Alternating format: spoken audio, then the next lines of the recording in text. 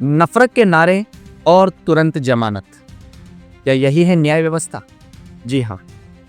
देश से एक ऐसी खबर सामने आ रही है जो सिर्फ कानून नहीं बल्कि संविधान, लोकतंत्र और हमारी संवेदनाओं पर भी सवाल खड़े करती है।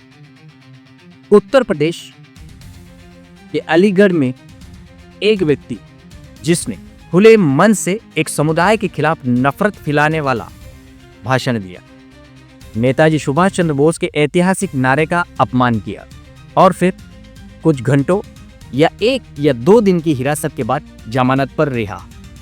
लगता है अब देश में नफरत भी एक्सप्रेस सर्विस में निपटाई जाती है। नफरत बोलो, जेल जाओ, फोटो खिंचवाओ और बाहर आ जाओ।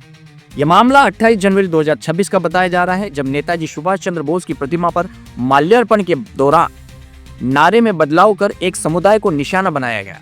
बयान था, तुम मुझे खून दो, मैं तुम्हें मुल्लों से आजादी दिलाऊं। यानी स्वतंत्रता संग्राम के नारे को सांप्रदायिक जहर में बदल दिया गया। यह सिर्फ एक बयान नहीं था, यह संविधान की आत्मा पर हमला था। यह नफरत थी, यह विभाजन की राजनीति थी। इसके बावजूद आरोपी को भारतीय न्याय संहिता और आईटी एक्ट की धाराओं में गिरफ्तारी के बाद जल्द ही जमानत मिल गई। बाहर निकलते ही समर्थकों के जयकारे लगाए, केसरिया कपड़ों में जश्न मनाया गया और वीडियो वायरल हुए, मानो कोई अपराध नहीं बल्कि कोई मेडल जीतकर निकला हो। सवाल यह नहीं कि जमानत मिली या नहीं, सवाल यह है कि नफरत फैलाने वालों को इतना आसान रास्ता क्यों? अगर कल कोई दूसरा समुदाय खुले मन से इसी तरह के नारे लगाए तो क्या प्रतिक्रिया उतनी ही नरम होगी या फिर कानून का डंडा अचानक भारी हो जाएगा? यह दोहरे मापदंड का सवाल है। यह न्याय की निष्पक्षता पर सवाल है। यह लोकतंत्र के 3 स्तंभ न्यायपालिका, कार्यपालिका और विधायिका की निष्पक्षता पर सवाल है। अब शायद देश में नया स्लोगन बन गया है, नफरत करो, वायरल बनो और जमानत लेकर हीरो बन जाओ। इतिहास गवाह है, यही भाषा दंगों को जन्म देती है, यही बयान हिंसा की चिंगारी बनते हैं और फिर वही समाज जलता है, हिंदू भी, मुस्लिम भी, सिख भी और ईसाई भी।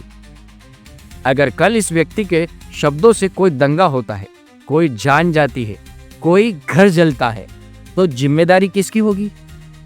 केवल भाषण देने वाले की या उस व्यवस्था की जिसने उसे तुरंत रिहा कर दिया? न्यायपालिका का काम केवल कागजी प्रक्रिया नहीं, न्यायपालिका का काम है समाज को सुरक्षित रखना।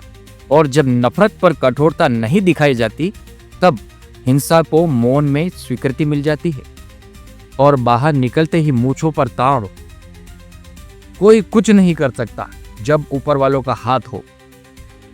यही ऊपर वाले देश की असली समस्या है, क्योंकि जब सत्ता का संरक्षण मिलता है तब अपराध विचारधारा बन जाता है। यह रिपोर्ट किसी धर्म के खिलाफ नहीं है, यह रिपोर्ट नफरत के खिलाफ है। यह रिपोर्ट संविधान के पक्ष में है।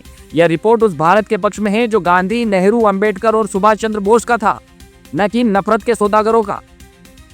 अगर नफरत बोलने वालों को तुरंत राहत मिल रही है तो कल कोई भी संविधान की किताब नहीं बल्कि भीड़ का कानून पढ़ेगा।